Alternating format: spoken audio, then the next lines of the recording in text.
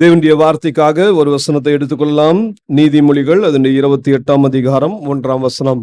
ஒருவனும் தொடராதிருந்தும் துன்மார்க்கர் ஓடி போகிறார்கள், நீதிமான்களோ சிங்கத்தை போல தைரியமாய் இருக்கிறார்கள்.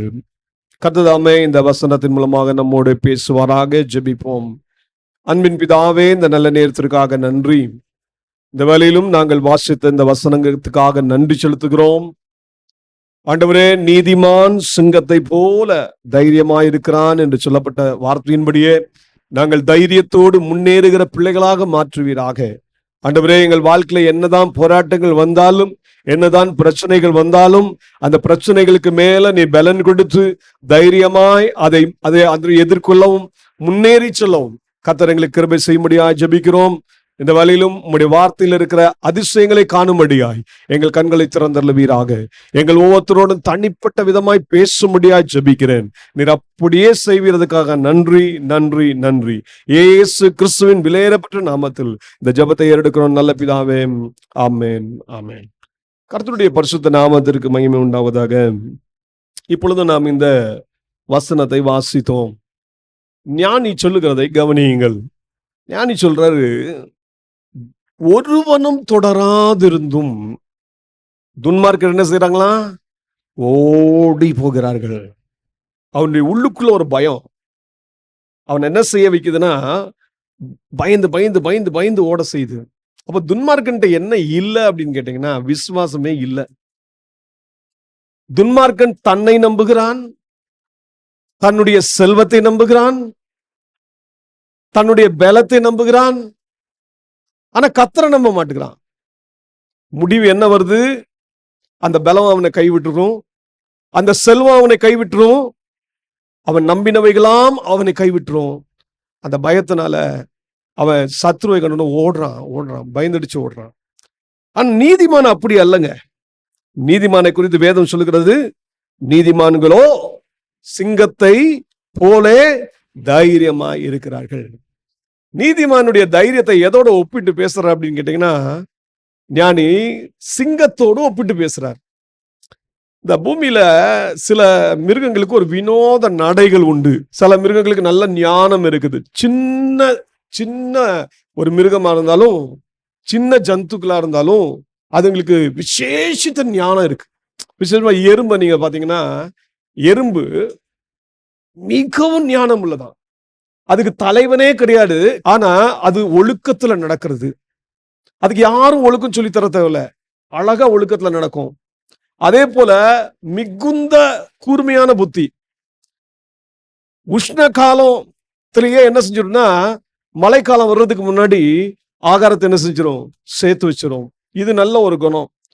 இன்னும் கடந்த நாட்கள் ஒரு செய்தித்தாள்ல ஒண்ணு வாசித்தேன். மனுஷன் எப்படி ஆபரேஷன் செய்யறானோ, அதே மாதிரி இந்த எறும்புகளுக்கும் தங்களுடைய சக எறும்பு கூட்டாளிகளுக்கு ஏதாவது பிரச்சனை வந்துச்சுன்னா ஆபரேஷனே செஞ்சிருந்தான். எறும்புகளுக்கு அவ்வளோ ஞானம், அவ்வளோ நல்ல ஞானம். ஞானி அதை சொல்லாம இல்லை. அவர் சொல்றாரு, அது 30ஆம் அதிகாரத்தை எடுத்துக்கொண்டீங்கன்னா தெரியும். பூமியில் சிறியவைகளா இருந்தும் மகா ஞானம் உள்ளவைகள் 4 உண்டுன்னு சொல்லிட்டு அதுல எதை சொல்றாரு? அவை ஆவனன்னு சொல்லிட்டு முதல்ல சொல்ற, அற்பமான ஜந்துக்களா இருந்தும் கோடை காலத்திலே தங்கள் ஆகாரத்தை சம்பாதிக்கிற எறும்புன்னு சொல்றாரு. சோ எறும்பு நல்ல ஞானம் உள்ள ஒரு ஜீவன். சரி, போகட்டும். இந்த பூமியில வினோதமான நடைகள் உள்ள மிருகங்கள் இருக்கான். அதுவும் ஞானி சொல்றாரு பாருங்க. கீழே வாங்க, 29 வசனம். வினோதமாய் அடி வைத்து நடக்கிறவைகள் 3 உண்டு, வினோத நடையுள்ளவைகள் 4 உண்டு. என்னது அது? அவையாவன மிருகங்களில் சௌரியமானதும் ஒன்றுக்கும் பின்னடையாததும் ஆகிய சிங்கமும். முதல்ல வர்றது என்னதான்? சிங்கம். இந்த சிங்கம் எப்படிப்பட்டதான்? சௌரியமானதும் ஒன்றுக்கும் என்ன செய்யாது? பின்னடையவே பார்க்காது. நான் சிங்கத்தை குறித்து வாசிக்கும் போது சிங்கத்தை சொல்லுவாங்க காட்டுக்கு ராஜான்னு சொல்லுவாங்க.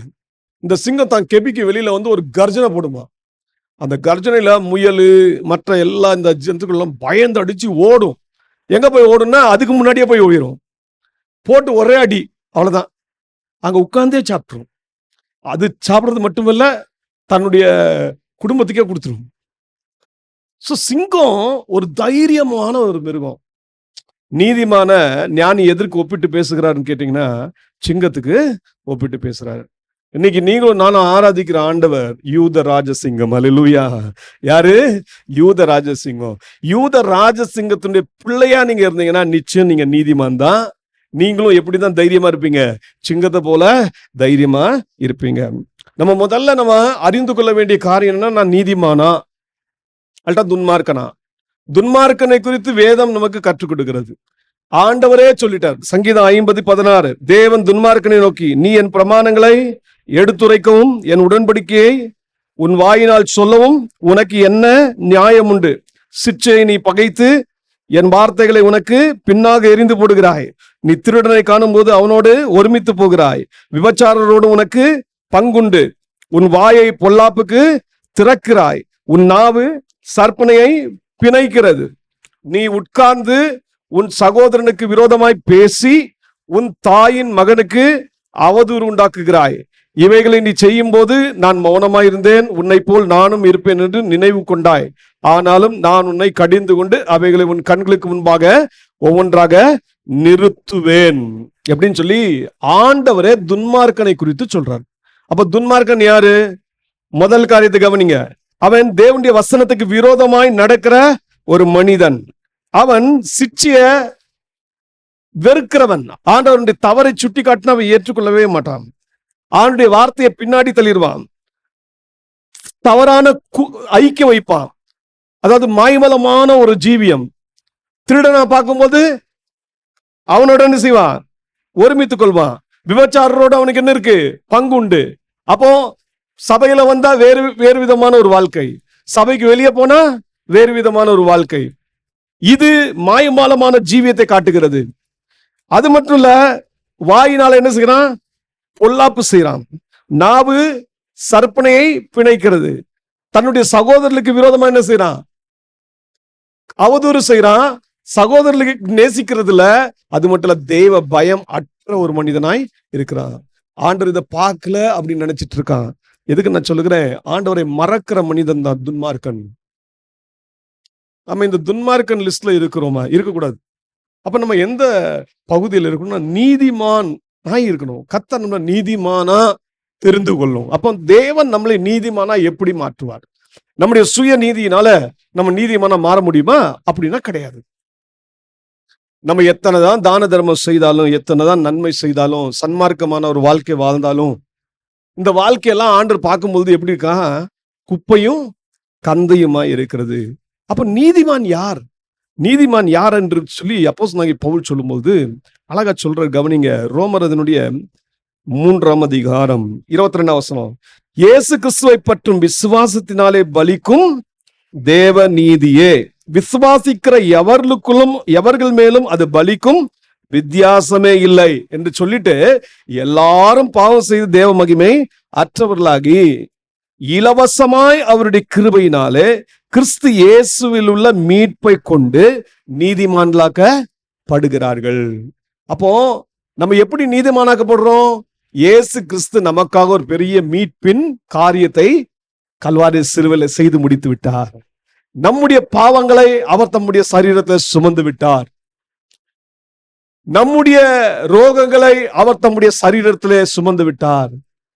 நம்முடைய பாவத்தின் தண்டனையை அவர் ஏற்றுக்கொண்டபடினாலேதான் அவருடைய கைகளில் ஆணி கடாவப்பட்டது, அவருடைய கால்களில் ஆணி கடாவப்பட்டது, அவருடைய சிரசிலே முட்கிரீடம் சூட்டப்பட்டது, அவருடைய விழாவிலே ஈட்டியினால் குத்தினார்கள். இதற்கெல்லாம் அனுமதி தேவன் ஏன் கொடுத்தார் என்று சொன்னால், நம்முடைய தண்டனையை அவர் இவ்வாறாக ஏற்றுக்கொண்டார். பேதுரு அழகா சொல்லும்போது சொல்றார், நாம் நீதிக்கு பிழைக்கும்படிக்கு இயேசு இவ்வண்ணமாய் பாடுகளை சகித்தார்.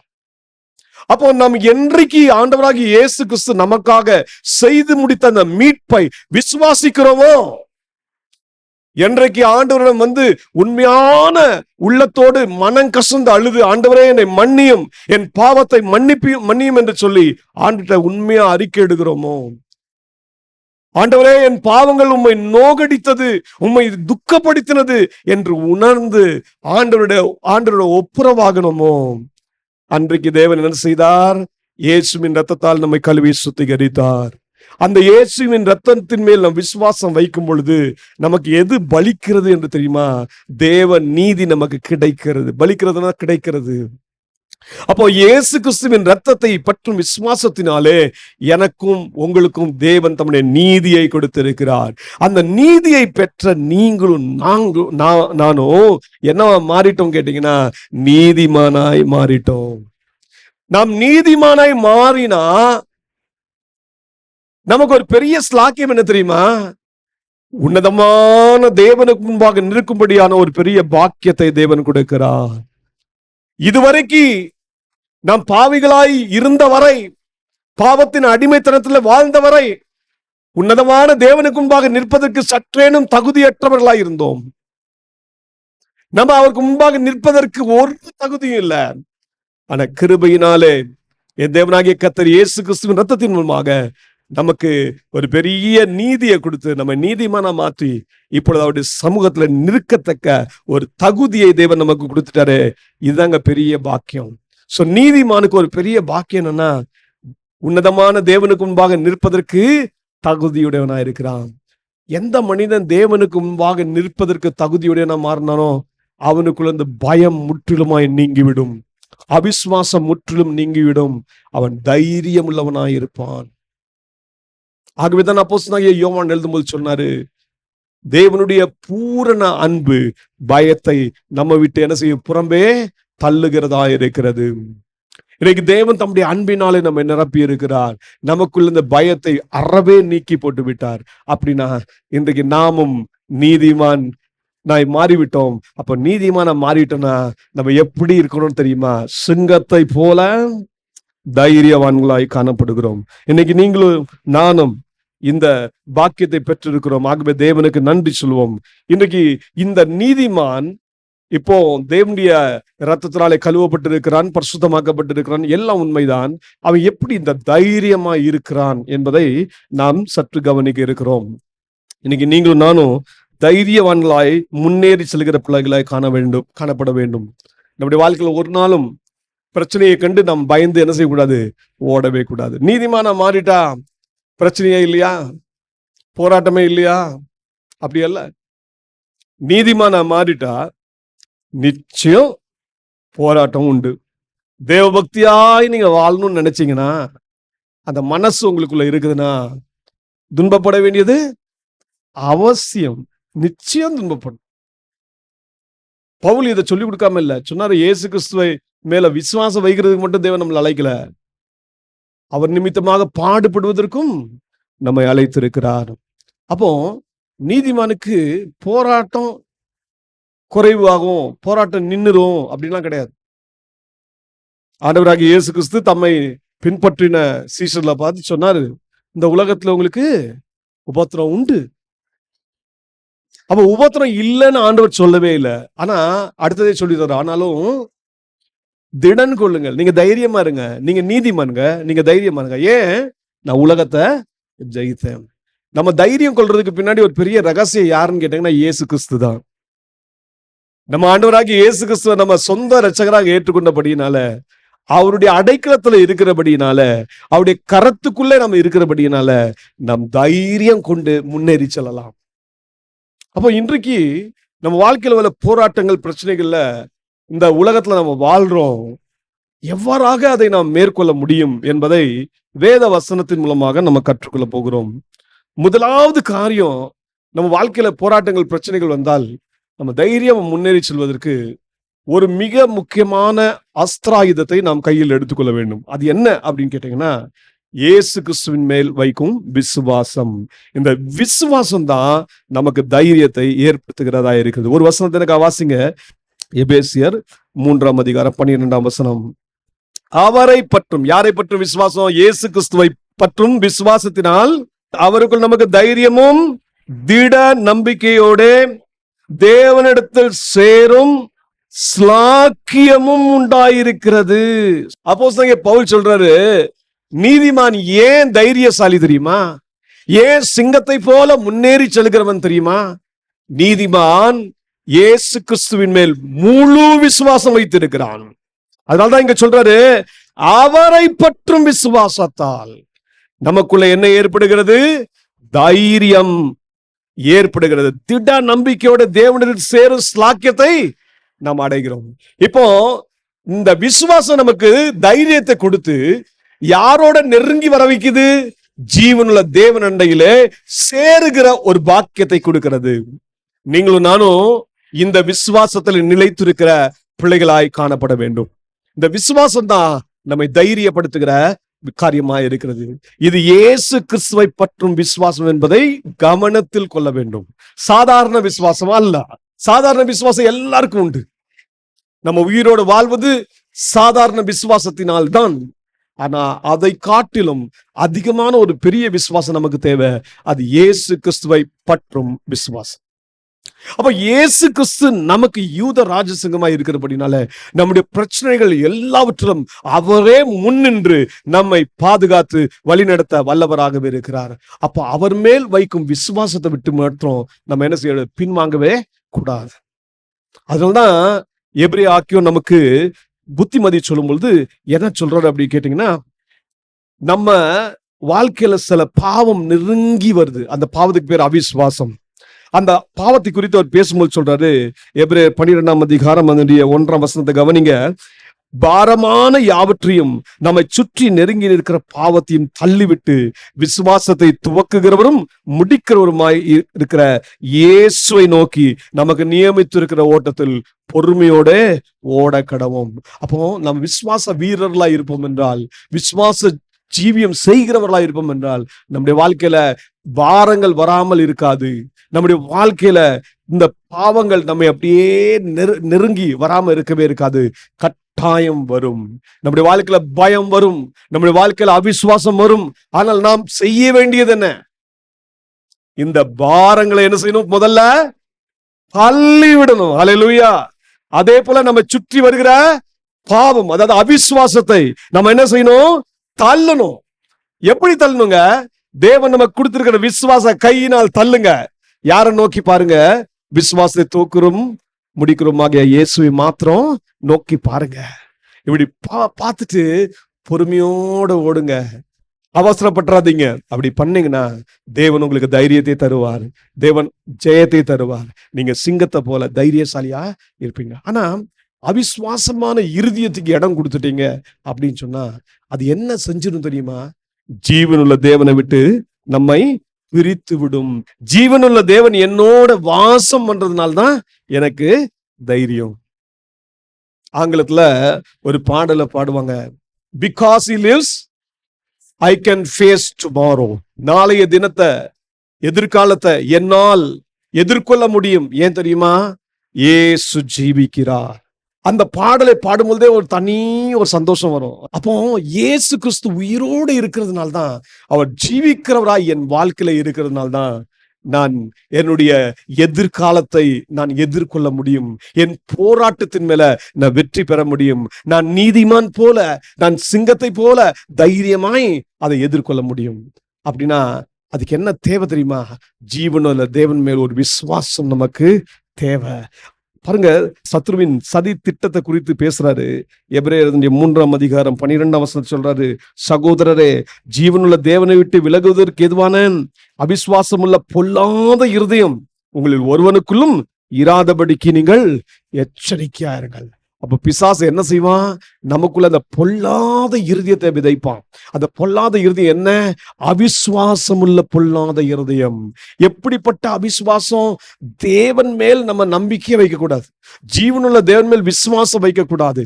அந்த அவிசுவாசமான பொல்லாத இருதயம் நமக்குள்ள வந்து விட்டால் நம்ம நீதிமான் என்ற ஸ்தானத்திலிருந்து விலகி துன்மார்க்கனா மாறி விடுவோம். ஏன் தெரியுமா? ஜீவனுள்ள தேவன் நம்மோட வாசம் பண்ணவே மாட்டார்.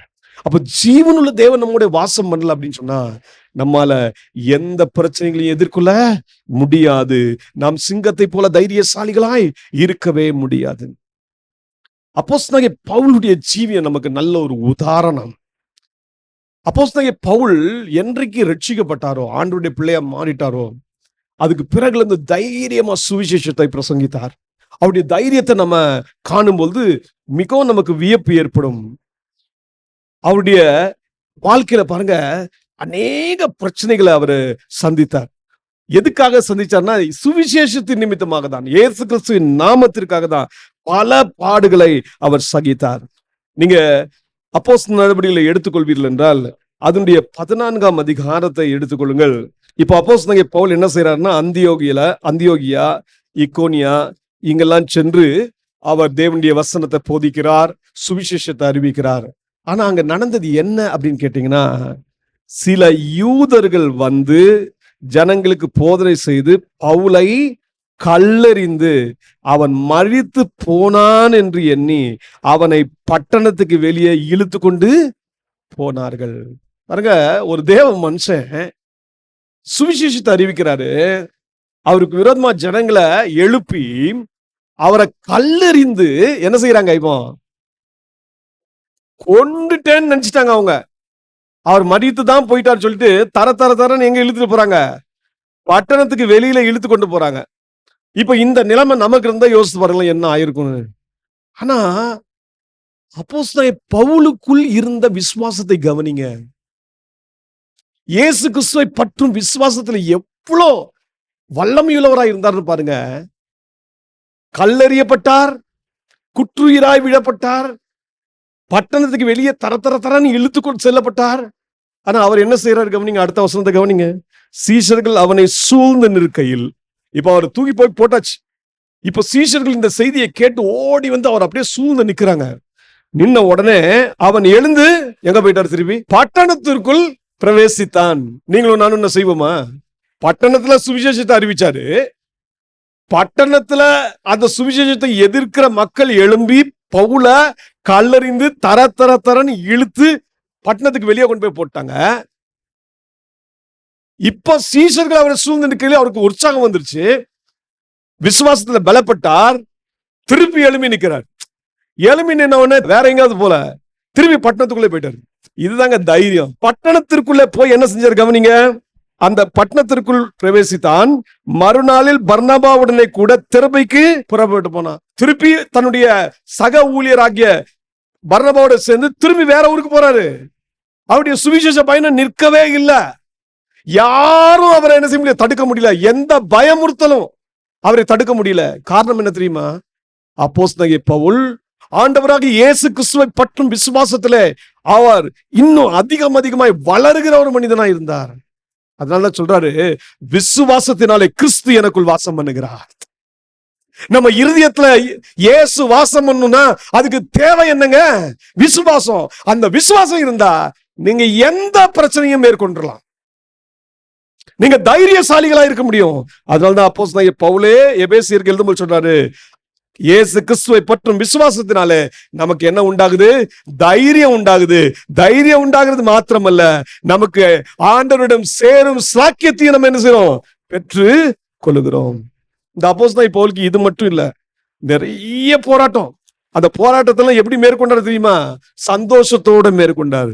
இதுக்கெல்லாம் தைரியம் எதனால கிடைத்தது, இயேசு கிறிஸ்துவை பற்றும் விசுவாசத்தினாலே கிடைத்தது. அவருடைய போராட்டம் பிரச்சனை எல்லாம் நீங்க பட்டியலிட்டு அவர் காட்டுற போது பாருங்க, 2 கொரிந்தியர் 11ஆம் அதிகாரம் அதுல சொல்றாரு, சுவிசேஷத்தின் நிமித்தமாக யூதர்கள் எத்தனை வாட்டி அடிச்சாங்க தெரியுமா, 1 குறைய 40 அடியாக 5 தரம் அடிபட்டேன். இது சாதாரண அடி இல்ல, இயேசு கிறிஸ்துவ சாட்டை அடி அடிச்சாங்க இல்லையா. ஒரு தடவை தான் அவங்க, ஒரு முறை தான் அடிச்சாங்க. அத ஒரு முறைனா அதுல 40 அடிகள்.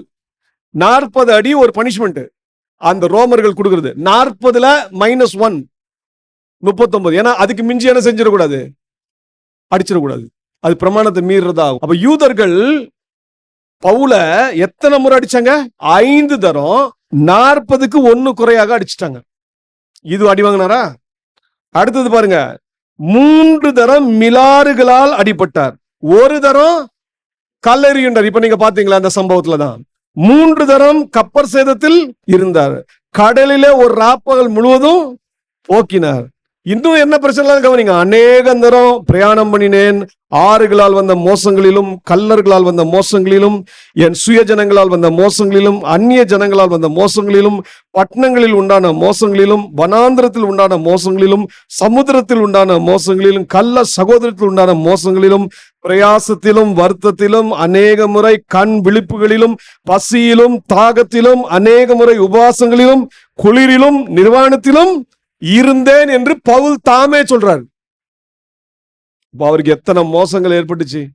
ஆனா ஏதாவது ஒன்று அவருடைய சுவிசேஷ ஊழியத்தை தடுக்க முடிஞ்சுதா? அவருடைய விசுவாச ஜீவியத்தை தடுக்க முடிஞ்சுதா? இல்லவே இல்ல. தைரியமாய் முன்னேறி செல்கிறார். சத்ரு என்னதான் சதி திட்டம் கொண்டதாலும் அந்த சதி திட்டத்தை அவர் முறியடித்தார். அதுக்கு என்ன தெரியுமா அவர் பயன்படுத்தினார்? விசுவாசம் என்னும் கேடகத்தை பயன்படுத்தினார். அதனால்தான் அவர் சொல்றார், நல்ல போராட்டத்தை போராடினேன், விசுவாசத்தை காத்து கொண்டேன். இது முதல் எனக்கு தேவன் என்ன வச்சிருக்காரு? எனக்காக நீதியின் கிரீடம் வைத்திருக்கிறார். அப்போஸ்தலன் பவுலுடைய வாழ்க்கை நமக்கு நல்ல உதாரணம். அப்போஸ்தலன் பவுல் ஒரு நீதிமான். அவர் சிங்கத்தை போல தைரியமாய் முன்னேறி செல்கிறவர் என்றார். அவற்றில் காணப்பட்ட அந்த விசுவாசம் நம்மிடத்திலும் காணப்படுவதாக முதல் காரியம். இரண்டாவது, எதனால நமக்கு தைரியம் உண்டாகுதுன்னு அப்படின்னு கேட்டீங்கன்னா, எபிரேயருடைய 10ஆம் அதிகாரம் 19ஆம் வசனம். ஆகையால் சகோதரரே, நாம் பரிசுத்த ஸ்தலத்தில் பிரவேசிப்பதற்கு இயேசுவானவர் தமது மாம்சமாகிய துறையின் வழியாய் புதிதும் ஜீவனமான மார்க்கத்தை நமக்கு உண்டு பண்ணினபடியால் அந்த மார்க்கத்தின் வழியாய் பிரவேசிப்பதற்கு அவருடைய இரத்தத்தினாலே நமக்கு தைரியம் உண்டாயிருக்கிறபடியினாலும். இங்க எபிரேயர்கள் இன்னொரு தைரியத்தை பற்றி பேசுறார். எதனால தைரியம் நமக்கு உண்டாகுதான்? இயேசு கிறிஸ்துவை பற்றும் விசுவாசத்தினால உண்டாகுது. அடுத்தது இயேசு கிறிஸ்துவின் இரத்தத்தினால் நமக்கு தைரியம் உண்டாகுகிறது. நீதிமான் ஏன் தைரியசாலின்னு கேட்டீங்கன்னா, நீதிமான் மேல எந்த ரத்தம் தெளிக்கப்பட்டிருக்கு? இயேசு கிறிஸ்துவின் ரத்தம் தெளிக்கப்பட்டிருக்கிறது. அவன் நீதிமானா மாறினதே இயேசு கிறிஸ்துவின் ரத்தத்தினால்தான். அந்த இரத்தத்தினாலே தான் தேவனோடு உடன்படிக்கை அவனுக்கு ஏற்பட்டிருக்கிறது. அந்த உடன்படிக்கையின் ஜீவியத்துல இருக்கிறான். அப்படி என்றால் அவன் வாழ்க்கையில வர போராட்டத்தின் மத்தியில ஆண்டவர் கூட இருக்கிறார். அந்த இரத்த கோட்டைக்குள்ள இருக்கிற அப்படின்னால அவன் எல்லாவற்றும் வெற்றி சிறக்கிற ஒரு மனிதனாய் காணப்படுகிறான். இங்க பாருங்க, எபிரேயர் நமக்கு ஒரு நல்ல ஒரு ரகசியத்தை சொல்லித்தர. போராட்டம், பிரச்சனை இதெல்லாம் வரும்போது நீங்க தைரியத்தை இழக்கிறீங்களா? பயம் வருதா? வியாகுலம் வருதா? உடனே அந்த நேரத்துல அந்த பயத்துக்கு அப்படியே இடம் கொடுத்து அதுலயே நீங்க மூழ்கிறாதீங்க. மாறாக, போராட்டம் வருதா, பிரச்சனை வருதா, பயம் வந்துருச்சா, உடனே என்ன செய்யுங்க? உங்க ஜெப அறைக்குள்ள போயிருங்க. தேவன் நமக்கு மகா பரிசுத்தமான ஸ்தலத்திலே பிரவேசிக்கும்படியான ஒரு வழியை ஏற்படுத்தி கொடுத்திருக்கிறார். அந்த வழி எப்படிப்பட்ட வழி தெரியுமா? புதிதும் ஜீவனமான மார்க்கம். அந்த புதிதும் ஜீவனமான மார்க்கத்தின் வழியாக நம்ம மகா பரிசுத்த ஸ்தலத்துல பிரவேசிக்க முடியும். அங்கே கிருபாசனம் இருக்கிறது. தேவனுடைய கிருபையும் இரக்கத்தையும் பெறக்கூடிய ஒரு இடம் அது. அதுக்கு எதனால நமக்கு தைரியம் உண்டாயிருக்கிறதுன்னு கேட்டீங்கன்னா, ஆண்டவராகிய இயேசு கிறிஸ்துவின் இரத்தத்தினால் அந்த தைரியம் உண்டாயிருக்கிறது. நீங்களும் நானும் தைரியமா தேவ சமூகத்துல போய் ஜெபிக்கலாம். பழைய ஏற்பாட்டு பரிசுத்தவான்களுக்கு கிடைக்காத ஸ்லாக்கியம் நமக்கு கிடைத்திருக்கிறது. பழைய ஏற்பாட்டு பரிசுத்தவான்கள் ஆசரிப்பு கூடாரத்திலே, மகா பரிசுத்த ஸ்தலத்திலே எல்லாரும் பிரவேசிக்கவே முடியாது. அது கூட ஆசாரியர்கள் கூட எல்லாரும் பிரவேசிக்க முடியாது. பிரதான ஆசாரியன் வருஷத்துல ஒரே ஒரு முறை காலை ஆட்டுக்கடாவின் இரத்தத்தோடு அவன் அந்த மகா பரிசுத்தத்திலே பிரவேசிக்க முடியும். ஜனங்களுக்காகவும் தனக்காகவும் பாவ மன்னிப்பை பெற்றுக்கொள்ள முடியும். அது அப்படிப்பட்ட நல்ல உன்னத இடம், தெய்வ மகிமை நிறைந்த இடம் தான் மகா பரிசுத்தமான ஸ்தலம். நன்றாக கவனிங்க. ஆனா இன்றைக்கு நமக்கு அந்த பெரிய பாக்கியம் நமக்கு தேவன் கொடுத்திருக்கிறார். அன்னைக்கு அவங்களுக்கு இல்ல, நமக்கு என்ன தெரியுமா கொடுத்திருக்காரு? இன்னைக்கு அந்த மகா பரிசுத்தமான ஸ்தலத்துல பிரவேசிப்பதற்கு இயேசு தாமே தம்முடைய ரத்தத்தினாலே ஒரு தைரியத்தை ஏற்படுத்தி இருக்கிறார். அப்ப நம்ம போராட்டம் வந்தா, பிரச்சனை வந்தா, போராட்டத்துல மாத்திரமில்ல, பிரச்சனை நேரத்துல மாத்திரமில்ல, எப்பொழுதும் தேவ சமூகத்துல செல்வதற்கு ஒரு தைரியத்தை தேவன் நமக்கு தந்திருக்கிறார். ஆகவே நீங்களும் நானும் தேவ சன்னிதானத்துல போய் நீங்க தேவனோடு ஐக்கியமாய் இருந்து தேவனோடு நீங்க மன்றாடி ஜெபிக்கும் பொழுது ஒன்று சொல்லட்டும், தேவன் உங்களோடு இருந்து பெரிய காரியங்களை செய்வார். ஜெபிக்கிறத மட்டும் விட்டுறாதீங்க, நல்லா ஜெபிங்க. பிசாசுக்கு எது பிடிக்காதுன்னு கேட்டீங்கன்னா, நம்மகிட்ட காணப்படுகிற அந்த ஆவியின் ஜெபத்தை தான் அவன் அழிக்க பார்ப்பான். அதனால்தான் பரிசுத்த ஆவிக்குள் ஜெபம் பண்ணுங்க என்று சொல்லி எல்லா பரிசுத்தவான்களும் நமக்கு உற்சாகப்படுத்துகிறது. அதுதான் அப்போஸ்தலனாகிய பவுல்கிட்ட கேட்டு பாருங்க, சொல்வாரு பரிசுத்த ஆவிக்குள் ஜெபம் பண்ணுங்க, ஜெபத்துல உறுதியாய் தரித்திருங்க, இடைவிடாமல் ஜெபம் பண்ணுங்க. யூதாட்ட கேட்டு பாருங்க, பரிசுத்த ஆவிக்குள் ஜெபம் பண்ணுங்க. பேதுருட்ட கேட்டு பாருங்க, ஜெபத்துல ஜாக்கிரதையா இருங்கன்னு சொல்லுவாரு. நீங்களும் நானும் ஜெபிக்கிற பிள்ளைகளா மாறணும். ஜெபிப்பதற்கு தேவன் நமக்கு அவருடைய மகா பரிசுத்தலத்துல வருவதற்கு தேவையான தைரியத்தை தம்முடைய ரத்தத்தினால் ஏற்படுத்தி கொடுத்திருக்கிறார். இயேசு கிறிஸ்துவின் ரத்தம் நம்ம மேல இருக்கிறது. அதனால எந்த பொல்லாத சத்துருவின் கிரியைகளும் நம்மை மேற்கொள்ளவே முடியாது. பிசாசை நாம் எதிர்க்கிற பிள்ளைகளாக, பிசாசின் மேல ஜெயம் எடுக்கிற பிள்ளைகளாக நாம் மாறுகிறோம். எப்படின்னா இயேசு கிறிஸ்துவின் ரத்தத்தினால். பிசாசுடைய குணம் என்ன தெரியுமா? 24 மணிக்கு நேரமும் நம்மேல் குற்றம் சாட்டி கொண்டே இருப்பான், நம்ம குற்றவாளி என்று தீர்த்து கொண்டே இருப்பான். இது பிசாசினுடைய ஒரு மோசமான குணம். யாருக்கு முன்னாடி போய் சொல்வானா? தேவனுக்கு முன்பாகவே போய் சொல்வான். வெளிப்படுத்தல் 12ஆம் அதிகாரம் 10ஆம் வசனம் 11ஆம் வசனத்தை வாசித்து பாருங்கள். 24 மணிக்கு நேரம் பிசாசால் குற்றம் சாட்டப்பட்ட சகோதரர்கள், தேவனுடைய பிள்ளைகள் என்ன செஞ்சாங்களாம்? ஆட்டுக்குட்டியானவரின் ரத்தத்தினாலும் தங்கள் சாட்சியின் வசனத்தினாலும் அவனை மேற்கொண்டார்கள், ஜெயித்தார்கள். நீங்களும் நானும் பிசாசை ஜெயிக்க முடியும். நீங்களும் நானும் வெற்றி பெற முடியும். எப்பொழுது? இயேசு கிறிஸ்துவின் ரத்தம் நம்மேல் இருக்கும்போது நமக்கு ஒரு பெரிய ஜெயம் உண்டு. யூத ராஜசிங்கன் நம்மோட கூட இருக்கிறார், நமக்கு ஜெயத்தை தருகிறவராயிருக்கிறார். இப்ப இயேசு கிறிஸ்துவின் ரத்தத்தினாலே நமக்கு தைரியம் உண்டாகிறது.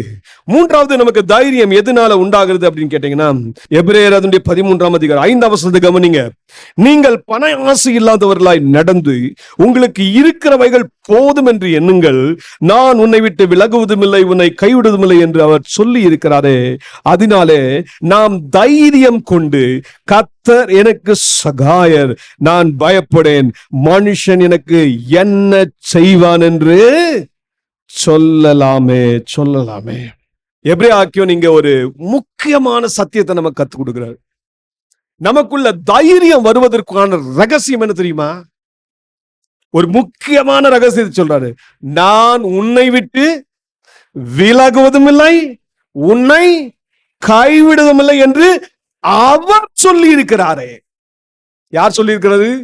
ஜீவனுள்ள தேவன் சொல்லி இருக்கிறார். நம்மை ரட்சித்த தேவன் நமக்கு மாத்த சொல்றாரு, நான் உன்னை விட்டு விலகுவதும் இல்லை, உன்னை கைவிடுவதும் இல்லை. பழைய ஏற்பாட்டு பரிசுத்தவான்களுக்கும் தேவன் இது சொன்னார். உபாகமம் 31ஆம் அதிகாரம் 6ஆம் வசனத்தை வாசித்து பாருங்க. சங்கீதம் 118ஆம் அதிகாரம் 6ஆம் வசனம் 7ஆம் வசனத்தை வாசித்து பாருங்க. தேவன் வாக்கு பண்ணியிருக்கிறார், நான் உன்னை விட்டு விலகுவதும் இல்லை, உன்னை கைவிடுவதும் இல்லை. தேவன் தம்முடைய பிள்ளைகளை ஒரு நாளும் கைவிட மாட்டார். வாக்கை கொடுத்திருக்கிறார். யோசுவாவுடைய வாழ்க்கையில ஒரு பெரிய ஒரு சேலஞ்ச் வந்துச்சு. யோசுவாவுடைய வாழ்க்கை ஒரு முக்கியமான கட்டத்துல வருது. என்ன இந்த கட்டம் அப்படின்னு கேட்டீங்கன்னா, தேவனுடைய மனுஷனாகிய மோசே, இதுவரைக்கும் இஸ்ரவேலை வழி நடத்தி வந்த அந்த மோசே இப்பொழுது மரித்து போய்விட்டார்.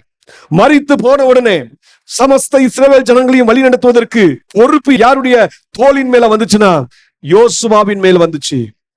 அந்த யோசுவா இப்பொழுது பயப்படுகிறார், திகில் அடைகிறார். எப்படி இந்த மக்களை நான் வழி நடத்துவேன்? மோசையே கோபப்படுற நேரம் வந்துச்சு. அந்த அளவுக்கு இந்த இஸ்ரவேல் ஜனங்கள் மோசையை துக்கப்படுத்தினார்கள், கிளேசப்படுத்தினார்கள். இதெல்லாம் யோசுவாவுக்கு நன்றாக தெரியும். இவன் மோசை இல்ல.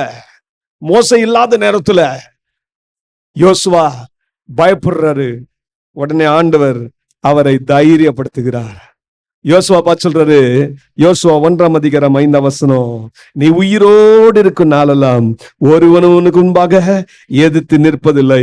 நான் மோசையோடு இருந்தது போல உன்னோடும் இருப்பேன். நான் உன்னை விட்டு விலகுவதும் இல்லை, உன்னை கைவிடுவதும் இல்லை. பலன் கொண்டு திடமனதாயிருது. இந்த ஜனத்தின் பிதாக்களுக்கு நான் கொடுப்பேன் என்று ஆணையிட்ட தேசத்தை நீ இவர்களுக்கு பங்கிடுவாய். பாருங்க, ஆண்டவர் எவ்வளவு வாக்கு கொடுக்கிறார் பாருங்க. யோசுவாவே, பலன் கொண்டு திடமனதாயிரு, நான் மோசேயோடு இருந்தது போல உன்னோடும் இருப்பேன். நான் உன்னை விட்டு விலகுவதும் இல்லை, உன்னை கைவிடுவதும் இல்லை. இப்படி சொல்லிட்டு யோசுவாவுக்கு தேவன் ஒரு நல்ல ஒரு கட்டளையை கொடுக்கிறாரு. என்ன கட்டளை கொடுக்கிறார் தெரியுமா?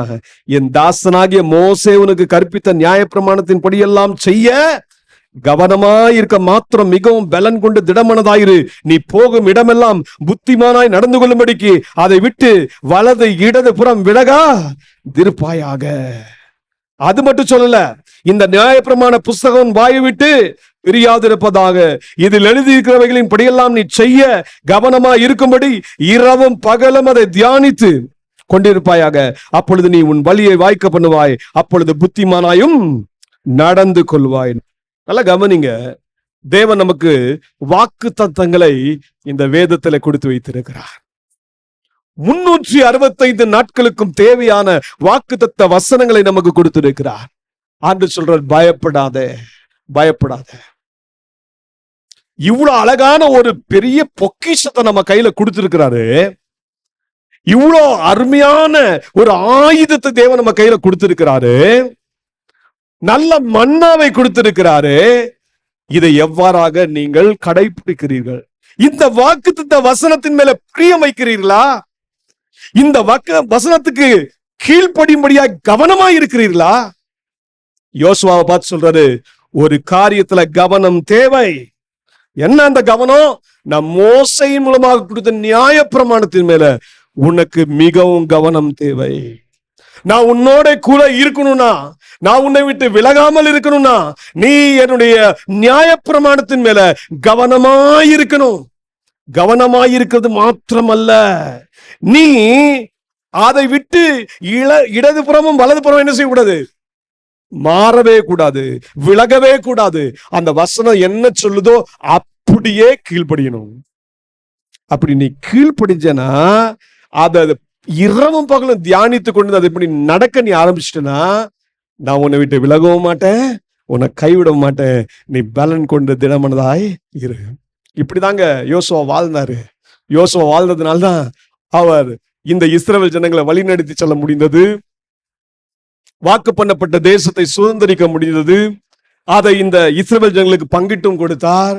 பங்கிட்டு கொடுத்தது மாத்திரமல்ல, தன்னுடைய வாழ்க்கையின் அந்திம நாட்களிலே, இப்போ வாக்கு பண்ணப்பட்ட தேசத்தையெல்லாம் சுதந்திரித்து விட்டார். இப்போ முதிர் வயதுல இதே யோசுவா இஸ்ரவேல் ஜனங்களுக்கு ஒரு பெரிய அறைகோல் விடுகிறார். சொல்றாரு, நானும் என் வீட்டாரும் என்றால் கர்த்தரையே சேவிப்போம், நீயும் சேவிப்பாயா, நீயும் சேவிப்பாயா. இந்த வசனத்தை விட்டு மாத்திரம் விலகிறாத, தேவனை விட்டு மாத்திரம் விலகிறாத என்று சொல்லி இஸ்ரவேல் ஜனங்களுக்கு நல்ல ஒரு ஆலோசனையை கொடுத்தார், எச்சரிப்பை கொடுத்தார். நல்ல கவனிங்க, தேவன் கொடுத்த வார்த்தையில, வாக்கு தத்தங்களில நாம் தைரியம் அடைய வேண்டும். இந்த பூலோகத்துல நமக்கு நிறைய பிரச்சனை எதனால வருதுன்னா பணத்தினால தான் வருது. பணம் குறைச்சல் ஏற்பட்டா போதும் பாருங்க, நம்ம தடுமாறும். இஸ்ரவேல் ஜனங்களுக்கும் அதே பிரச்சனை தான். விடுதலை கொடுத்தோடனே நல்ல ஆண்டவர் எல்லா ஆசீர்வாதம் கொடுத்தோடனே ஆண்டவர் எப்படி துதிச்சாங்க? கர்த்தர்களுக்கு நன்மை செய்தார் துதிச்சாங்க.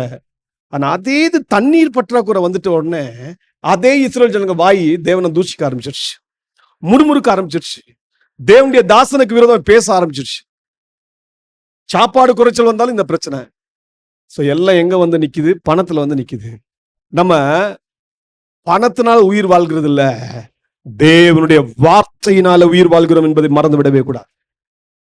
அதனால்தான் எபிரேயர் சொல்றாரு, நம்ம போராட்டங்கள், நம்ம பிரச்சனைகள் எல்லாம் நம்ம எதிர்கொண்டு தைரியவான்களா இருக்கணும்னா அதுல ஒரு நல்ல ஒரு கருத்தை கற்றுக் கொடுக்கிறார். நீங்கள் பண ஆசை இல்லாதவர்களாய் நடந்து. இந்த பண ஆசை இல்லாமல் இருந்தாலே போதுங்க. பண ஆசை இல்லாத நடந்து உங்களுக்கு இருக்கிறவைகள் போதும் என்று எண்ணுங்கள். அதோட நிக்க கூடாது, கர்த்தருடைய வாக்கை பற்றி கொள்ளுங்க. கர்த்தர் என்ன சொன்னாரு? நான் உன்னை விட்டு விலகுவதும் இல்லை, உன்னை கைவிடுவதும் இல்லை. இப்ப நமக்கு தண்ணீர் குறைச்சல் வந்துருச்சு, கர்த்தர் நம்மளை விட்டு ஓட்டார போலல. நமக்கு தண்ணீர் குறைவு வந்தாலும் பிரச்சனை இல்லை, வியாதி வந்தாலும் பிரச்சனை இல்லை, நமக்கு சாப்பாடு பிரச்சனை வந்தாலும் பரவாயில்ல, நமக்கு நஷ்டமே ஏற்பட்டாலும் பரவாயில்ல தொழில்ல. இந்த நேரத்துல நீங்களும் நானும் யாருக்குள் மனமகிழ்ச்சியா இருக்க கற்றுக்கொள்ளணும்? கர்த்தருக்குள் மனமகிழ்ச்சியா இருக்க கற்றுக்கணும். அத்திமரம் துளிர் விடாம போனா போகட்டும், மாட்டு தொழுவத்துல மாடுகள் இல்லாம போகட்டும், ஆட்டு தொழுவத்துல ஆடுகள் போகட்டும், ஆனா நான் கர்த்தருக்குள் மகிழ்ச்சியா இருப்பேன். சொல்ல முடியுமா? சொல்ல முடியுமா? என் தேவனுடைய வாக்கு எனக்கு போதும், அது எனக்கு ஜீவன் கொடுக்கிறது. மனுஷன் தேவனுடைய வாயிலிருந்து புறப்படுகிற ஒவ்வொரு வார்த்தையினாலும் பிழைக்கிறான் என்பதை நாம் அறிந்து கொள்ள வேண்டும். அறிந்து கொள்ள. அப்போ இங்க பண ஆசை இல்லாதவர்களை எதை பற்றி கொள்ளுங்கள் சொல்றேன்னா, எபிரேயன் தேவனுடைய வாக்கு தத்தங்களை பற்றி கொள்ளுங்கள். பற்றி கொள்றதோட நின்றலாமா? நிறைய நேரங்களில் நமக்குள்ள பயம் ஏன் குடிக்கொள்ளுதுன்னா, பயத்தை உள்ள வச்சுக்கிட்டு வாக்கு தத்தத்தையும் இப்படி பார்த்துட்டு சும்மா வேடிக்கை பார்த்துட்டு இருக்கோம். என்ன செய்யணும்? எபிரேயன் நமக்கு ஏதோ சொல்லி தராரு. என்ன சொல்லி தராரு? நான் உன்னை விட்டு விலகுவதும் இல்லை, உன்னை கைவிடுவேன் என்று அவர் சொல்லி இருக்கிறாரே. அப்படின்னா நம்ம என்ன செய்யணும்? தைரியம் கொண்டு, கர்த்தர் எனக்கு சகாயர், நான் பயப்படேன், மனுஷன் எனக்கு என்ன செய்வான் என்று சொல்லலாமே. இதான் ரகசியம். அவர் சொல்லிட்டாருங்க, நம்ம வாயிலிருந்து சொல்ல மாட்டேங்கிறோம். அதான் பிரச்சனை. என்ன செய்யணும்? வாக்கு தத்தங்களை அறிக்கை செய்ய பழகணும். நம்ம வாக்கு தத்தங்களை அறிக்கை செய்யறத காட்டிலும் நம்முடைய குறைவுகளுக்கு புகழ் பாடுறோமே, தூபம் காட்டுறோமே, அதுதான் அதிகமா இருக்கு. ஆண்டவர் சொல்லுங்க, எனக்கு எது இல்லைன்னாலும் என் இயேசு என்னோட கூட இருக்கிறார். ஐஸ்வர்ய சம்பனராகிய இயேசு என்னோட கூட இருக்கிறார், இது எனக்கு போதும் என்று சொல்லுங்க. தேவனை துதிங்க. வாக்கு தத்தங்களை பற்றி கொண்டு அதை வாயினாலே அறிக்கை செய்யுங்க. தைரியம் வரும். வாயினால அறிக்கை செய்யாம இருந்தீங்கன்னா பயம் அப்படியே உள்ளதான் இருக்கும். நீங்களும் பயத்தோடு தான் இருப்பீங்க, வாக்கு தத்தங்களை பார்த்துட்டு தான் இருப்பீங்க, வேடிக்கை தான் பார்த்துட்டு இருப்பீங்க. அந்த வாக்கு தத்தத்தினால உங்களுக்கு பயம் கிடைக்க போறதில்லை. அதனாலதான் வாயினால அறிக்கை செய்யணும். அறிக்கை செய்யணும், வாக்கு தத்தங்களை அறிக்கை செய்யணும். தாவீது பாருங்க, நான் பயப்படுற சூழ்நிலை வந்து, நான் பயப்படுகிற நாளில் கர்த்தாவே உம்மை நம்புவேன். வாயினால் அறிக்கை செய்யறாங்க. ரட்சிப்பே வாயினால் அறிக்கை செஞ்சாதான் கிடைக்கும். அதே மாதிரி ஜெயமும் வாயினால் அறிக்கை செஞ்சாதான் கிடைக்கும். ஹல்லேலூயா. அப்போ ஆண்டவராகிய இயேசு கிறிஸ்து நமக்கு கொடுத்திருக்கிற வாக்கு தத்தங்களை பற்றி கொண்டு அதை அறிக்கை செய்ய பழகி கொள்வோமாக. நான்காவது காரியம், மிக முக்கியமான காரியம், ஸ்தோத்திரம் செய்கிறதுனால நமக்குள்ள தைரியம் உண்டாகும். ஒரு வசனத்தை மட்டும் வாசிங்க. அப்போஸ்தலர் நடபடிகள் 28ஆம் அதிகாரம் 15ஆம் வசனத்தின் கடைசி பகுதியை மட்டும் வாசிப்போமா? எங்களுக்கு எதிர்கொண்டு வந்தார்கள், அவர்களை பவுல் கண்டு தேவனை ஸ்தோத்தரித்து தைரியம் அடைந்தான். என்ன அடைந்தான்? தைரியம் அடைந்தான். பவுல் இப்போ ரோமாபுரிக்கு போறாரு. அவரை கைது பண்ணி கூட்டிட்டு போறாங்க. இயேசு கிறிஸ்துவின் வசனத்தின் நிமித்தமாக கட்டப்பட்டு இருக்கிற ஒரு நிலை. இந்த நேரத்துல இந்த ரோமாபுரியில போகும்போது அங்க சில சகோதரர்கள் வந்து அவரை சந்திக்கிறாங்க. தேவ பிள்ளைகள் கேள்விப்பட்டு சந்திக்கிறாங்க. இந்த நேரத்துல அந்த சகோதரர்களை பார்த்த உடனே அவர் எப்படி தைரியம் அடைஞ்சாரா? ஸ்தோத்தரித்து தைரியம் அடைந்தார். நீங்க ஸ்தோத்திரம் செஞ்சா தைரியம் வருங்க. ஹல்லேலூயா. சகோதரரை கண்டதனால தைரியம் அடையல, சகோதரரை கண்டு தேவனை ஸ்தோத்தரித்தார். தேவனை ஸ்தோத்தரித்ததுனாலே அவருக்குள் தைரியம் உண்டாயிற்று. அதனால ஆண்டவர் சொன்னாரு, ஸ்தோத்திர பலி இடுகிறவன் என்னை மகிமைப்படுத்துகிறான். ஒரு மனுஷன் தேவனை மகிமைப்படுத்துறது ஒரு பலி இருக்குன்னா அது ஸ்தோத்திர பலி தான். அதனாலதான் எபிரேயர் 13ஆம் அதிகாரத்துல சொல்றாரு, உதடுகளின் கனியாகிய ஸ்தோத்திர பலியை அவர் மூலமாய், இயேசு கிறிஸ்துவின் மூலமாய் எப்பொழுதும் தேவனுக்கு செலுத்த கடவோம், அன்றியும் நன்மை செய்வதும் தான தர்மம் பண்ணுவதும் மறவாதிருங்கள், இப்படிப்பட்ட பலிகளின் மேல் தேவன் பிரியமா இருக்கிறார். ஸ்தோத்திர பலியில ஆண்டவருக்கு ரொம்ப பிரியம். நீங்க நல்லா ஸ்தோத்திரிக்க ஆரம்பிச்சிட்டீங்கன்னா ஒரு தைரியத்தை தானாகவே தேவன் தருவார். ஹல்லேலூயா. ஒரு உன்னதத்தின் தைரியம் உங்களை ஆட்கொள்ளும். அதனால்தான் அப்போஸ்தலனாகிய பவுல் நமக்கு போராட்டம் பிரச்சனை வரும்போது ஒரு ரகசியத்தை கத்துக் கொடுத்தாரு. என்ன கத்துக் கொடுத்தாரு தெரியுமா? பிலிப்பியருக்கு எழுதும்போது சொல்ற 4ஆம் அதிகாரம் அதனுடைய 4ஆம் வசனம், கர்த்தருக்குள் எப்பொழுதும் சந்தோஷமாயிருங்கள், சந்தோஷமாயிருங்கள் என்று மறுபடியும் சொல்ற. அப்ப நமக்கு சோர்வு வருது, பிரச்சனை வருது, நம்ம சந்தோஷம் கொஞ்சம் கலையுது. அதனால சொல்றாரு, நீங்க சந்தோஷமா இருங்க, சந்தோஷமா இருங்கள் என்று மறுபடியும் சொல்லுகிறேன். சொல்லிட்ட பிறகு என்ன சொல்றாரு கவனிங்க. நீங்கள் ஒன்றுக்கும் கவலைப்படாமல் எல்லாவற்றையும் குறித்து உங்கள் விண்ணப்பங்களை ஸ்தோத்திரத்தோட கூடிய ஜபத்தினாலும் வேண்டுதலினாலும் தேவனுக்கு தெரியப்படுத்துங்க. இப்ப ஜபிக்க சொல்றாரு. ஆனா ஜபத்தை எப்படி செய்யணும்னு சொல்றாரு? உங்க பிரச்சனைய ஆண்டவர்கிட்ட சொல்லுங்க.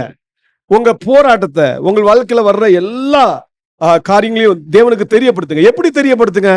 ஸ்தோத்திரத்தோட கூடிய ஜபத்தினால் வேண்டுதல் தெரியப்படுத்துங்க. இப்போ இதுல ஸ்தோத்திரம் கலந்துருக்கு. ஆண்டவருக்கு நீங்க தெரிவிக்கும் போது ஸ்தோத்திரத்தோட ஸ்தோத்திர பலியிட்டு தெரிவிச்சு பாருங்களேன், என்ன நடக்கும்?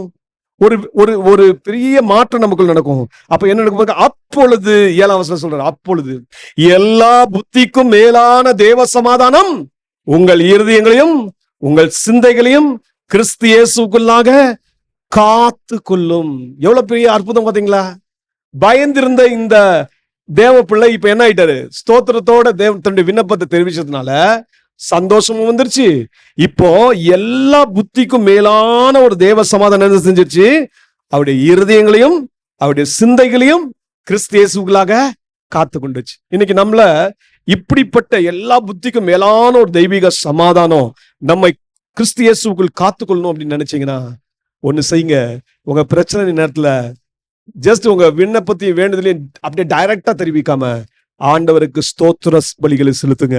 ஸ்தோத்திரம் செலுத்துங்க. ஆண்டவரே உமக்கு நன்றி அப்பா, நீர் எனக்கு சகாயர், நீர் எனக்கு துணையாளர் என்று சொல்லி அவரை மகிமைப்படுத்தி பாருங்க.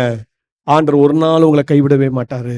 ஒரு தைரியத்தை தருவாரு. இது ஸ்தோத்திரத்துல நம்ம பெருகும் பொழுது நமக்கு கிடைக்கிற ஒரு பெரிய தைரியம். கடைசியில ஒரு காரியத்துல சொல்லி முடிக்கிறேன். நமக்குள்ள அந்த தைரியம் வருவதற்கான இன்னொன்னு ஒரு ரகசியத்தை சொல்லி தரேன். அது என்ன தெரியுமா? பரிசுத்த ஆவிக்குள் எப்பொழுதும் நிரம்பி இருங்கள். Be filled with the Holy Spirit. உங்க வாழ்க்கை எப்பொழுதுமே பரிசுத்த ஆவியக்குள் நீங்க நிரம்பி இருக்கிறவர்களா இருக்கணும். அதனால்தான் ரோமருக்கு எழுதும்போது ரோமபுரி விசுவாசிகளுக்கு அப்போஸ்தலனாகிய பவுல் சொல்றாரு, ரோமர் 8 அதனுடைய 14ஆம் வசனத்தை கவனிங்க. மேலும் எவர்கள் தேவனுடைய ஆவியினாலே நடத்தப்படுகிறார்களோ அவர்கள் தேவனுடைய புத்திரராய் இருக்கிறார்கள். தேவனுடைய ஆவியினாலே நடத்தப்படுகிற அனுபவம் உங்களுக்குள் இருந்தா நீங்க யாரு? தேவ புத்திரர். தேவ பிள்ளை என்னும் முத்திரை நம்ம மேல் இருக்கும் என்றால் பிசாசு நம்மை கண்டு பயப்படுவான். அப்போ தேவ பிள்ளை நீங்க இருப்பதற்கு ஒரு மிக முக்கியமான காரியம் தேவை. அது என்ன தெரியுமா? நீங்க தேவ ஆவியினால் நடத்தப்படுகிற அனுபவம் தேவை. தேவனுடைய ஆவியினால ஒவ்வொரு நாளும் நிரப்பப்பட்டவர்களாய் நாம் நடந்து கொள்ள வேண்டும். அப்போஸ்தலனாகிய பேதுரு இதுக்கு நல்ல ஒரு உதாரணம். அப்போஸ்தலனாகிய பேதுரு மாத்திரமல்ல, அப்போஸ்தலனாகிய பேதுருவும் அவரோடு இருந்த மற்ற சீஷர்களும் இந்த காரியத்துக்கு நல்ல ஒரு உதாரணமாய் காணப்படுகிறார். எடுத்துக்கொள்ளுங்க அப்போஸ்தல நடபடிகள் அதனுடைய 4ஆம் அதிகாரம். அப்போஸ்தலனாகிய பேதுரு மற்றும் மற்ற அப்போஸ்தலர்கள் இவங்கெல்லாம் தேவனுடைய சுவிசேஷத்தை அறிவிக்கிறாங்க. இயேசுவின் நாமத்தினால பல அற்புதங்களை செய்யறாங்க. விசேஷமா நீங்க கவனிச்சீங்கன்னா 3ஆம் அதிகாரத்துல பாத்தீங்கன்னா பிறவி சப்பானி ஒருத்தர் இருக்கிறான். அவனால நடக்கவே முடியல. அந்த பிறவி சப்பானியா இருந்த அந்த மனுஷனை இயேசுவின் நாமத்தினாலே பேதுரு நடக்க வச்சிட்டாரு. ஒரு பெரிய அற்புதம் நடந்துச்சு. அதுக்கு அநேகர் அது மூலமாக இயேசுவை அறிந்து கொண்டார்கள், இயேசுவை ஏற்றுக்கொண்டார்கள். இதெல்லாம் யார் பார்த்துட்டு இருந்தா கேட்டீங்கன்னா, அந்த நாட்கள் இந்த பிரதான ஆசிரியர்கள், அந்த நாட்கள் இருந்த சதுசேயர்கள் இதெல்லாம் கேட்டு கேட்டு கேள்விப்பட்டு அதை பார்த்து யார் மேல பொறாமை கொண்டாங்கன்னா, இந்த அப்போஸ்தலனாகிய பேதுரு மேல மற்ற அப்போஸ்தலர் பொறாமை கொண்டு இவங்களை எப்படியாவது அவங்களுடைய இந்த ஊழியத்தை தடுத்துடணும்னு சொல்லிட்டு பல பல பிரயாசம் எடுத்தாங்க. இவங்களை சிறைச்சாலையிலையும் தள்ளினாங்க. அந்த நேரத்துல பாருங்க, பேதுருவையும் மற்ற அப்போஸ்தலரையும் கூப்பிட்டு வச்சு பயமுறுத்துறாங்க. ஆனா பேதுரு அப்போஸ்தலர் மற்ற அப்போஸ்தலர் பயப்படவே இல்லை. பேதுருவை குறித்து ஒரு நல்ல சாட்சி என்ன சொல்றாங்க கவனிங்க. 13ஆம் வசனம். பேதுரும் யோவானும் பேசுகிற தைரியத்தை அவர்கள் கண்டு, யாரு? ஆசாரியர்களும் பிரதான ஆசாரியர்களும் தேவாலயத்தின் சேனை தலைவர்களும் சதுசேயர்கள்லாம் கண்டு என்ன ஆகுறாங்க கவனிங்க. பேசுகிற தைரியத்தை கண்டு அவர்கள் படிப்பறியாதவர்கள் என்றும் பேதமை உள்ளவர்கள் என்றும் அறிந்தபடியினால் ஆச்சரியப்பட்டு அவர்கள் இயேசுடனே கூட இருந்தவர்கள் என்றும் அறிந்து கொண்டார்கள். இதுதான் பேதுருவையும் மற்ற அப்போஸ்தலரையும் குறித்த சாட்சி. இவங்களுக்கு புரியல, இவ்வளவு தைரியமா எப்படி இவங்க நம்மளை எதிர்க்கிறாங்க. ஏன்னா இந்த ஆசாரியர்கள்ட்டையும் இந்த சதுசேயர்கள்ட்டையும் அதிகாரம் இருக்கிறது. ரோம ஆட்சியாளர்கள் இவர்களுக்கு உதவி செய்யறாங்க. அந்த அதிகாரத்தை இவர்கள் துஷ்பிரயோகம் செய்து அவர்களை பயமுறுத்தி அடிக்கிறார்கள், அவர்களுக்கு தீங்கு செய்யறாங்க. ஆனா கூட அந்த நேரத்துல கூட பேதுரு அவர்கள் எல்லாருக்கும் முன்பாக நின்று தைரியமா இயேசுவை குறித்து பேசுறாரு. அங்கதான் அவர் சொல்றாரு, இயேசு கிறிஸ்துவாலே அன்றி வேறு ஒருவராலும் ரட்சிப்பு இல்லை, நாம் ரட்சிக்கப்படும்படிக்கு வானத்தின் கீழங்கும் மனுஷர்களுக்குள்ளே அவருடைய நாமமே அல்லாமல் வேறொரு நாமம் கட்டளையிடப்படவில்லை என்று தைரியமா பிரசங்கிக்கிறார். எதுக்காக அவரை பிடிச்சிட்டு வந்துட்டாங்க? இதை பிரசங்கிக்க கூடாதுன்னு சொல்றாங்க. ஆனா இவர் பிரசங்கிக்க கூடாதுன்னு சொல்லி பயமுறுத்தினாலும், இவரை தடுத்து நிற்க பார்த்தாலும் அவர் தைரியமா அவங்க கிட்டே சொல்லிட்டாரு, இயேசுவின் நாமம் அல்லாமல் ஒரு வேற எந்த நாமத்துல என்ன இல்ல, ரட்சிப்பு மனுஷர்களுக்கு இல்ல அப்படின்னு சொல்லி தைரியமா பிரசங்கித்தாங்க. இதை கண்டுதான் இவங்க ஆச்சரியப்பட்டு சொல்றாங்க, இவர்கள் படிப்பறிவு இல்லாதவர்கள், ஆனா இவர்கள் யாரோட இருந்தவர்கள்? இயேசுவோட இருந்தவர்கள். ஆனா இவங்களுக்கு இன்னொன்னு ரகசியம் புரியல. அந்த ரகசியம் என்ன? அந்த ரகசியம் தான் லூக்கா எழுதுறாரு. என்ன அழகா எழுதுறாரு கவனிங்க. அதே 4ஆம் அதிகாரம் அதனுடைய 8ஆம் வசனத்தை கவனிங்க. அப்பொழுது பேதுரு பரிசுத்த ஆவியினாலே நிறைந்து அவர்களை நோக்கி, எப்ப இந்த வார்த்தையை பயன்படுத்துறாரு? அதுக்கு முந்தின பகுதியை நீங்க பாத்தீங்கன்னா, பிரதான ஆசிரியர்களும் மற்ற அந்த கூட்டத்தார் என்ன செய்யறாங்க? பேதுருவை நடுவுல நிறுத்தி, நீங்கள் எந்த வல்லமையினாலே எந்த நாமத்தினாலே இதை செய்தீர்கள் என்று கேட்கிறாங்க. அப்போ பேதுருவும் மற்ற அப்போஸ்தலரும் என்ன ஆயிட்டாங்க? பரிசுத்த ஆவியினாலே நிரப்பப்பட்டாங்க. நிரப்பப்பட்டதுனால தைரியமா அவங்களுக்கு சத்தியத்தை பிரசங்கிக்கிறாங்க, பயப்படவே இல்லை. அப்ப ரகசியம் என்ன தெரியுமா? இவங்க தைரியத்துக்கு பின்னாடி உள்ள ரகசியம், இவங்க பரிசுத்த ஆவியினால் நிறைந்திருந்தார்கள். நீங்களும் நானும் பரிசுத்த ஆவியினால் நிறைந்திருப்போம் என்றால் நம்முடைய வாழ்க்கையில தைரியம் நிச்சயம் வரும். பேதுரு சற்று யோசித்து பாருங்க.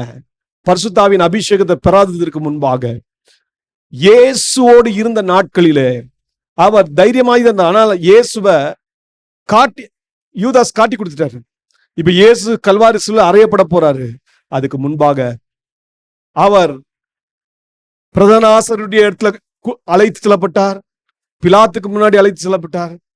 அந்த நேரத்துல பயந்து போய் பேதுருவ அந்த பிரதான ஆசாரியருடைய சேவகர்கள் சொல்றாங்க, நீயும் இயேசுவோடு இருந்தவன் அல்லவா என்று சொன்னா, பேதுரு மறுதலித்து இயேசு யாருன்னே தெரியலன்னு சொல்லி அந்த அளவுக்கு பயந்து இருந்தாரு. அதுக்கு பிறகு நீங்க பாப்பீங்க, இயேசு சிலுவையில் அறையப்பட்டு அடக்கம் பண்ணப்பட்டார். அடக்கம் பண்ணப்பட்ட பிறகு பாத்தீங்கன்னா இதே பேதுரு தான் பயந்து போய் ஒரு வீட்டுக்குள்ள அறையில தங்களை பூட்டி வச்சுட்டு இருந்தாரு. ஆனா என்னைக்கு பரிசுத்த ஆவியின் அபிஷேகத்தை பெற்றாரோ அதே பேதுரு தைரியம் உள்ளவராய் மாறினார். சத்தியத்தை சத்தியமாய் பிரசங்கித்தார், சுவிசேஷத்தை அறிவிச்சார். பெந்தெகோஸ்தே நாள் வந்தபோது அவர் பரிசுத்த ஆவியின் அபிஷேகத்தை பெற்றார். அந்த அபிஷேகத்தை பெற்ற போது எல்லா அப்போஸ்தலரோட கூட நின்று அங்க கூடி இந்த ஜனங்களுக்கு சுவிசேஷத்தை அறிவித்தார். அந்த சுவிசேஷத்தை அறிவித்ததுனால 3000 பேர் ரட்சிக்கப்பட்டார்கள். நல்லா கவனிங்க, பேதுருடைய வாழ்க்கையே மாறிடுச்சு. பரிசுத்த ஆவியின் நிறைவு ஒரு மனிதனுக்குள்ள வரும் பொழுது, பரிசுத்த ஆவியினால் ஒரு மனிதன் நடத்தப்படும் பொழுது, ஒன்று சொல்லட்டும், நீங்களும் சிங்கத்தை போல தைரியசாலிகளாய் இருப்பீர்கள். ஹல்லேலூயா. சோ இன்னைக்கு 5 முக்கியமான காரியத்தை தியானிக்க கர்த்தர் நமக்கு கிருபை செய்தார். நம்ம சிங்கத்தை போல தைரியசாலிகள் என்று வேதம் நம்மை உற்சாகப்படுத்துகிறது. கர்த்தர் தாமே நமக்கு கிருபைகளை தருவார்.